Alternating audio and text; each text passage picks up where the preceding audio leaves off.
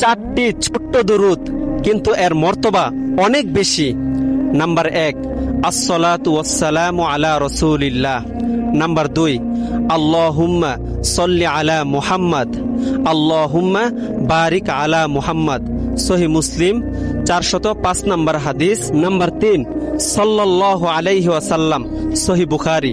Number 4, আল্লাহুম্মা সল্লি আলা মুহাম্মদ ওয়া আলা আলি মুহাম্মদ, সহিহ বুখারী, হাদিস নাম্বার 3370।